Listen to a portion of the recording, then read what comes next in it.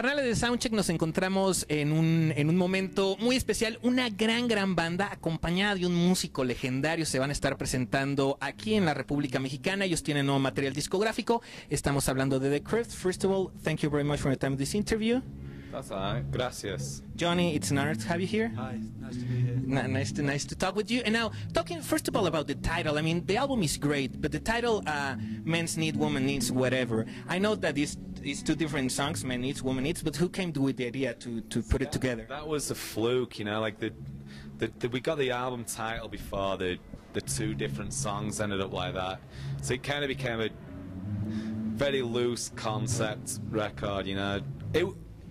It was a phrase, I wrote it in a journal, a phrase that I wrote in a journal. It came from a conversation, a late night conversation I was having with a couple of friends. It just sums up my opinion.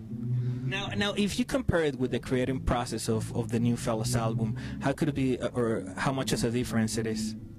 I mean, with regards to writing songs, there was no difference at all. You know, we always did it the same way. Just like, you know, we used to have this like little garage thing in like Wakefield where we live. We used to go in there, plug his gear in, and just play songs. And like writing the songs were the exact same for the New Fellas as it was the new album. Recording it was different because the New Fellas was recorded in like.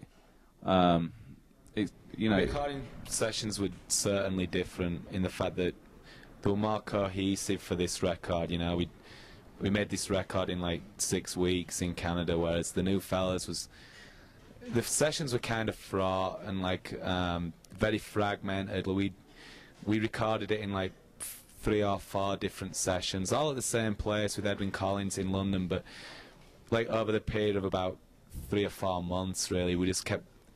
Every time we got more ideas, we'd just go down there and write 3 or 4 songs at a time. It was in London, there was a lot of distractions, and that record took a lot longer than it should have done. It was functioning on, we were just concentrating on holding that one together, whereas the new record was way more cohesive. It was like,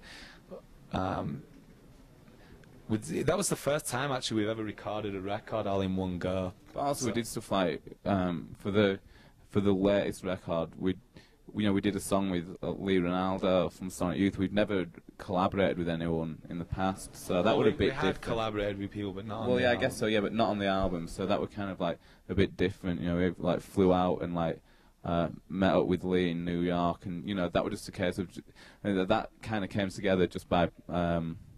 You know, we just plugged in and did it live, you know, just see what came out. Yeah, just see what came out. It's a one-day session. It either worked or it didn't. If it hadn't worked, we'd have been one album short, one song short for the album. Now, you have the opportunity to share the stage with one of the greatest musicians of all time, that is Johnny Marr.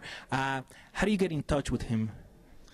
It was on Facebook.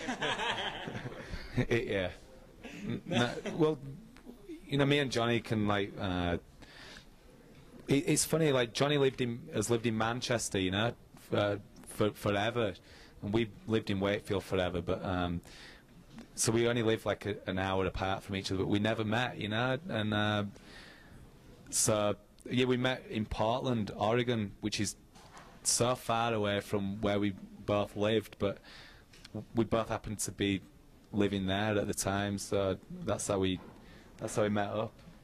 Yeah, I was a fan of the band, and Gary and I met in Portland, but I'd been kind of trying to, you know, I've been seeing the band on TV and listening to the records and everything, and I wanted to meet the band, and it was just like a nice accident. And then I met with Ryan and Ross, and when I was at Glastonbury last year, and then we had this idea to do like just a single, you know, like a 45, and we got together to do a 45 or to write.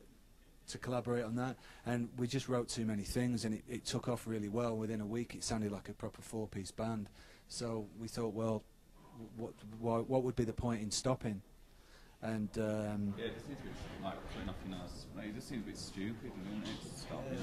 There's no reason to stop. I was in England, and the Cribs were playing on the NME tour, so I started playing with the band, and it sounded right. The fans of the band didn't dislike it, Yeah, I liked it. which is quite a tough test, you know. Our fans can be pretty hardcore, you know, but I definitely feel like the people who like our band today, you know, they've all, you know, the Smiths are like held in such esteem by them anyway, so it was quite a nice, easy transition like that. They were all really excited about it, but I mean, it was exciting for us too, just finding out that Johnny was a fan, you know, and then because we were big Smiths fans, and like just finding out that he really liked the band, and so we were just like, at that point we were like, well, when you have mutual respect for each other, we were just like, it'd be really exciting to just get together and see if it works, because we kind of thought it would do. But it did, and that was the coolest thing, you know. With us going into his 4th album as well, you know, I mean, we've done 3 albums, like just us 3. It seems like, you know, the perfect kind of, you know, transition for us. You know, like let's, you know, you know, think like writing the songs, and like Johnny gelled really well with the band, so it's like, let's make the next album as a 4-piece, you know, and like make it comfortable. Record, you know? So we're at that point now where 3 albums in, like going on to your 4th record, like you've got your fan base, you've got like you're established, you know, and it's like Now he's not. you run the risk of getting complacent. I mean, I don't think we necessarily would get complacent, because there's always something we always feel like there's something that's niggling us that we need to, like, or some frustration or something, just something specific that kind of winds us up, but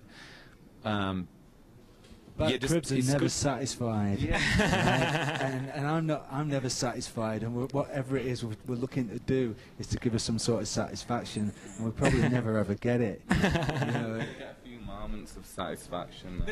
I think that it's a great thing. It's a great thing that you do, Johnny. That you collaborate with different bands with totally different sound. I mean, I interviewed like a year ago with Modest Mouse here in Mexico City, and it's a totally different band. It helped you. Do you like to be in touch with different kind of music? Well, yeah, I do. I think it's really important to move forward as a person, aside from as a musician. But I think as a musician, it's really, really crucial to keep moving forward and to to be around people who've got.